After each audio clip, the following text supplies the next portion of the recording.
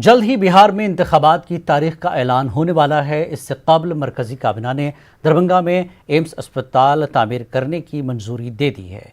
पटना के बाद बिहार का दूसरा एम्स दरभंगा में बनाया जाएगा और तकरीबन 4 साल में अस्पताल बनकर तैयार हो जाएगा। इस अस्पताल में 750 बेड्स का इंतजाम किया जाएगा। 18 सितंबर को वज़ीर-ए-आज़म नरेंद्र मोदी वीडियो कॉन्फ्रेंसिंग के जरिए कोसी महोत्सव रेलवे ब्रिज का इफ्तिताह करेंगे, जिसके लिए सोपोल स्टेशन सजाया जा रहा है। इस पुल के जरिए 2 हिस्सों में तकसीम मिथिलांचल एक हो जाएगा। वाज़ेह है कि 2003 में उस वक्त के वज़ीर-ए-आज़म अटल बिहारी वाजपेयी ने इसका संग बुनियाद रखा था।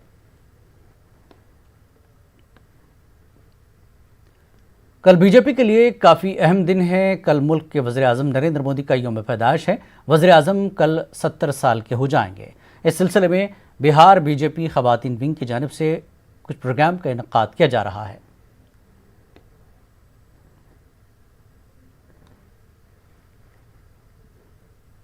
कोरोना के दौर में बिहार में असेंबली इंतखाबात की तैयारियां जारी हैं। इस बार बूथों का नज़ारा कुछ गुज़श्ता के मुकाबले में बदला हुआ नजर आएगा। हर बूथ पर मास्क, सैनिटाइजर और ग्लव्स का अहतमाम होगा। घर से मास्क लगाकर नहीं आने वालों को जुर्माना अदा करना होगा और मास्क लगाकर ही बूथ के अंदर दाखिले की इजाज़त होगी। एक मॉडल बूथ बनकर तैयार है। क्या कुछ खासियत होगी बूथ की, हमारे नुमाइंदे अरुण चौरसिया ने इसका जायज़ा लिया।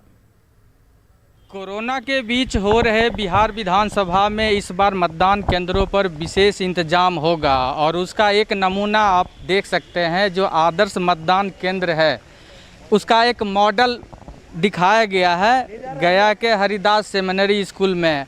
आप देख सकते हैं कि ये जो मॉडल केंद्र होगा, मतदान केंद्र, वहाँ क्या व्यवस्थाएं होगी।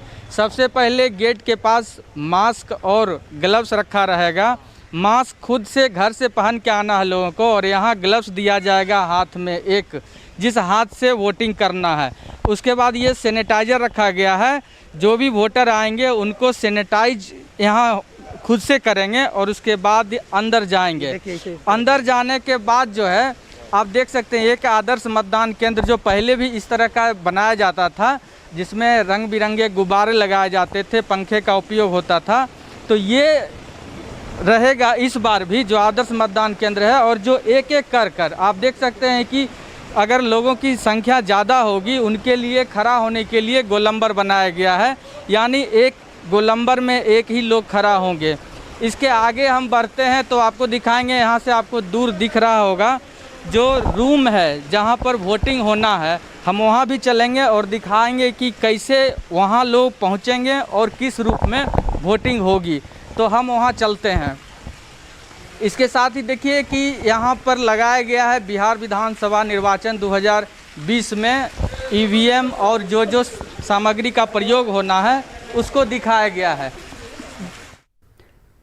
इस बुलेटिन में फिलहाल इतना ही। मज़ीद ताज़ा खबरों के लिए आप लॉगिन कर सकते हैं हमारी वेबसाइट news18urdu.com।